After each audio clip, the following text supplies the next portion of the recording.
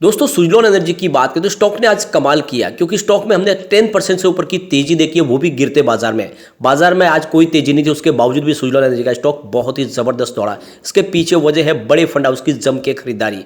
यहाँ पे आप देख सकते हो कि सुजलॉन एनर्जी जो आने वाले समय में पूरी तरह से डेट फ्री हो सकती है। उसके पीछे वजह है कि लगातार कंपनी जिस तरह से स्टेप उठा रही है उसके हिसाब से उसका डेट कम होते जा रहा है, और दूसरी तरफ गवर्नमेंट की तरफ से जो हेल्प मिल रही है उसका बेनिफिट भी सुजलॉन उठा रहा है।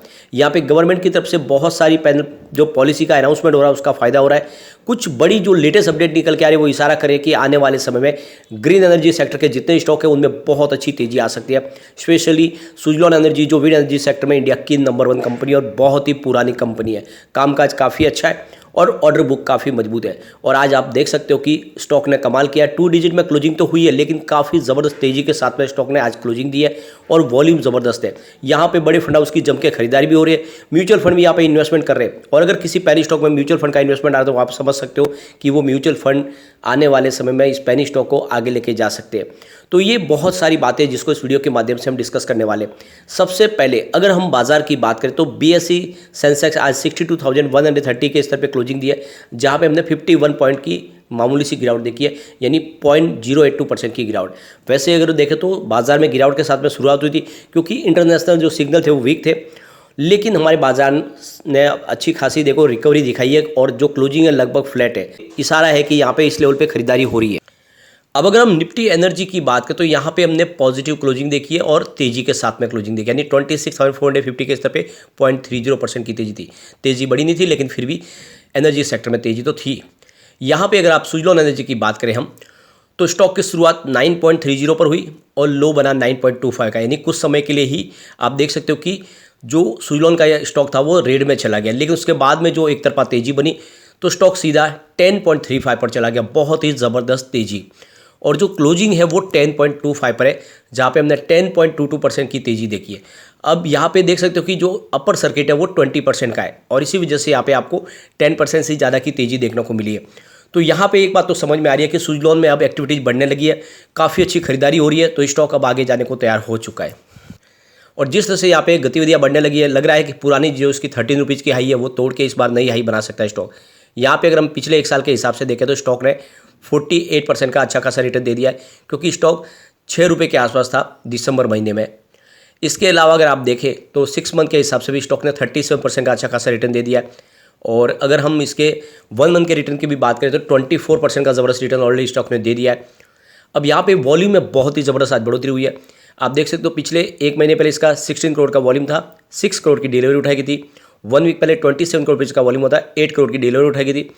और फ्राइडे को 17 करोड़ का वॉल्यूम था, 6 करोड़ की डिलीवरी उठाई गई थी, लेकिन आज 34 करोड़ रुपीज़ का वॉल्यूम आया, यानी वॉल्यूम दुगुना हुआ है। आप समझ सकते हो कि फ्राइडे के जो वॉल्यूम था उससे दुगुना वॉल्यूम हुआ, यानी ज़बरदस्त यहाँ पे एक्टिविटी बढ़ी है लोगों की और बड़े फंड हाउस ने यहाँ पे जम के खरीदारी की है।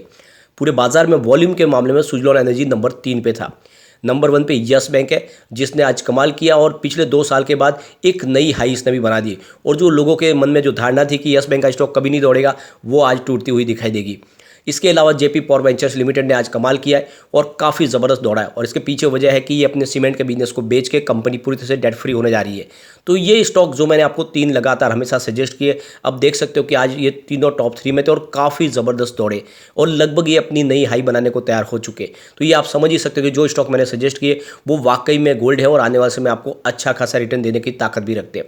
अब यहाँ पे एक बड़ी गुड न्यूज निकल के आ रही है। सेंट्रल गवर्नमेंट ने रिसेंटली एक बहुत बड़ा नया प्लान लॉन्च किया है, जिसके तहत रिन्यूएबल एनर्जी के माध्यम से जो भी इलेक्ट्रिसिटी का जनरेशन होगा उसको सीधा नेशनल ग्रिड को ट्रांसफर कर दिया जाएगा, हाई वोल्टेज ट्रांसमिशन लाइन के थ्रू उसको कनेक्ट कर लिया जाएगा, यानी जो भी बिजली का उत्पादन होगा वो सीधा नेशनल ग्रिड को पहुंच जाएगा। यानी बिजली का जो भी है उस वेस्ट न जाए, यानी जो भी बिजली बने चाहे वो सोलर पावर के माध्यम से हो या फिर विंड पावर के माध्यम से, उसको सीधा नेशनल ग्रिड से जोड़ने के वजह से जो भी बिजली का उत्पादन होगा सीधा वहाँ पर पहुँच जाएगा और उसको इस्तेमाल कर लिया जाएगा।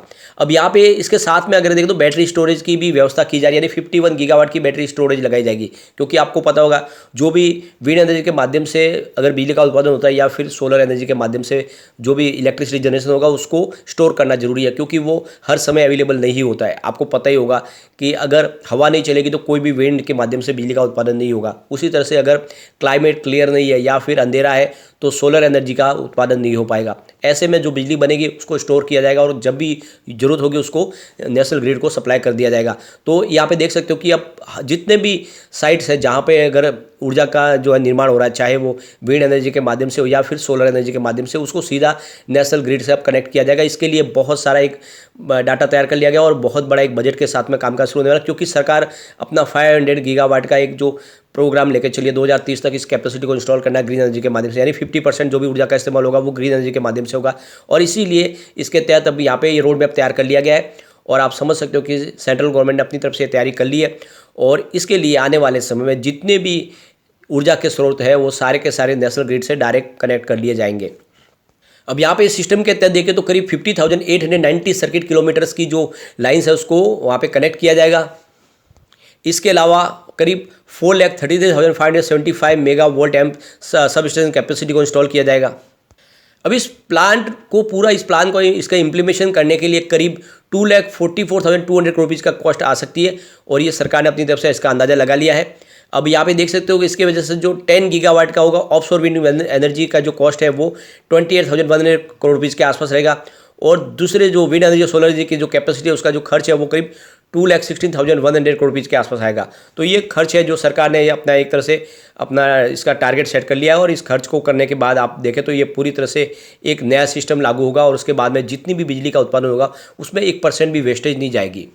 इंडिया की टोटल इंस्टॉल कैपेसिटी की बात करें तो 409 गीगावाट की और उसमें से 173 गीगावाट रिन्यूएबल एनर्जी के सोर्सेज के माध्यम से प्राप्त होती है बिजली। दूसरी तरफ गवर्नमेंट एक और बड़ा स्टेप उठाने जा रही है जिसके लिए स्मार्ट मीटर लगाए जाएंगे। स्मार्ट मीटर की वजह से एक तो बिजली के लीकेज को रोका जा सकता है, साथ में जो साइबर अटैक होते हैं कई बार प्रॉब्लम हो रही है, आप देख सकते हो कि उसको रोकने के लिए भी अब यहाँ पे उसकी हैकिंग को रोका जा सकता है स्मार्ट मीटर की वजह से। तो आने वाले समय स्मार्ट मीटर लगाए जाएंगे जिसकी वजह से जितना वो बिजली का खपत है वो भी कम की जा सकती है। यहाँ पे एक बड़ी अपडेट और निकल के आ रही है। ये जो सीए की रिपोर्ट है ये कह रही है कि फाइनेंशियल ईयर 2027 तक 228.54 गीगावाट कैपेसिटी को अगर इंस्टॉल करना है तो इसके लिए करीब 1.67 लाख नए पावर प्रोफेशनल की जरूरत पड़ेगी। और आप ये देख ही सकते हो कि अलग अलग सेक्टर के लिए जिस हिसाब से अगर टोटल कितने प्रोफेशनल की जरूरत पड़ेगी उस लिस्ट को अगर हम देखें तो थर्मल पावर प्लांट के लिए करीब टेक्निकल प्रोफेशनल 16,350 चाहिए और नॉन टेक्निकल 4,840 चाहिए।